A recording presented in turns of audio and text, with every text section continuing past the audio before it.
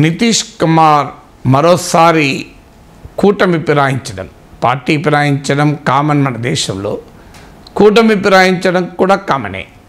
కానీ నితీష్ కుమార్ ఈసారి కూటమి ఫిరాయించడం చాలా చర్చకు కారణమైంది. దీని రాజకీయ పరిణామాలు ఏంటి, ఎవరికి లాభం ఎవరికి నష్టం అనేది పక్కకు పెడదాం. మన దేశంలో పార్టీలు ఫిరాయించడం కొత్త కాదు. మన దేశంలో సిద్ధాంత రహిత రాజకీయము కొత్త కాదు. కూటములు ఫిరాయించడం కూడా కొత్తేమీ కాదు. మన రాష్ట్రాల్లో కూడా చూసాం.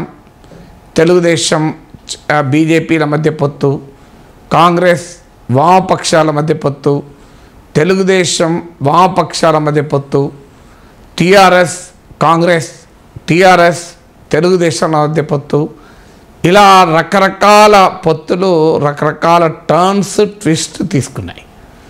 దేశంలో కూడా అనేక పార్టీలు అటు ఇటు మారాయి.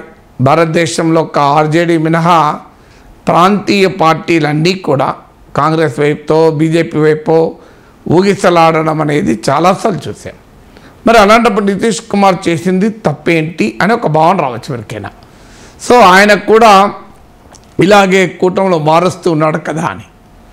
మార్చినప్పుడల్లా ఆయన ముఖ్యమంత్రి కావడం ఆయన ప్రత్యేకం.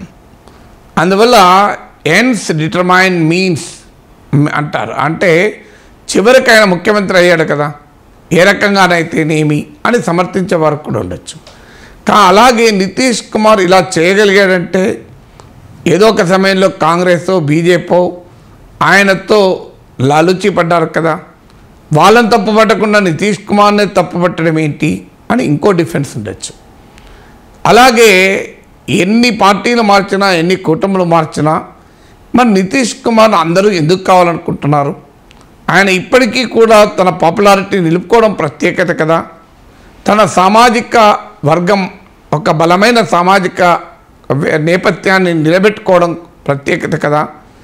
ఇలా రకరకాలుగా నితీష్ కుమార్ ట్రెండ్ను భారత రాజకీయాల్లో ఇది సర్వసహజమైన ధోరణి అని ఎవరైనా వాదించవచ్చు. ఈ వాదనలు దేనిని నేను ఖండించడం లేదు, ఇవన్నీ నిజమే. భారతదేశంలో ఫిరాయింపు రాజకీయాలకు Nitish Kumar neither A beginning Nar an end. భారతదేశంలో ఐడియాలజీస్ను వదిలివేయడం నితీష్ కుమార్ మొదలు కాదు, వెనక్కి కాదు. కానీ నితీష్ కుమార్ చేసిన ఈ ఫిరాయింపుల్లో రిపీటెడ్గా జరిగింది ఏంటి అంటే ప్రజలు ఎన్నుకున్నటువంటి ప్రజల తీర్పును ఆయన వమ్ము చేస్తూ వచ్చాడు. 2000 అంతకుముందు ఇటీవల బీజేపీతో కలిసి గెలిచి బీజేపీని వదిలేశాడు. 2015లో కాంగ్రెస్ ఆర్జేడీతో కలిసి గెలిచి ఆ పార్టీని వదిలేశాడు. సో 2015లో 2020లో సాధించినటువంటి ప్రజా తీర్పుకు భిన్నంగా ఆయన వ్యవహరించిన తీరు ప్రశ్నార్థకం. 2015లో ప్రజల తీర్పు సాధించి 2017కి వచ్చే వరకు ఆ తీర్పుకు భిన్నమైన అలయన్స్ పెట్టుకున్నాడు. 2020లో మళ్ళీ ప్రజల తీర్పుతో గెలిచి 22కి వచ్చే వరకు మళ్ళీ భిన్నమైన అలయన్స్ పెట్టుకున్నాడు. ఒకసారి కాంగ్రెస్ నష్టపోయింది, ఒకరోజుసారి బీజేపీ నష్టపోయింది. నష్టపోయిన కాంగ్రెస్ అయినా నష్టపోయిన బీజేపీ అయినా మళ్ళీ నితీష్ కుమార్ వైపే చూశారు. అందువల్ల నితీష్ కుమార్ ట్రెండ్ ఒక పొలిటికల్ డిఫెక్షనే కాదు, ఒక పీపుల్స్ వర్డిక్ట్.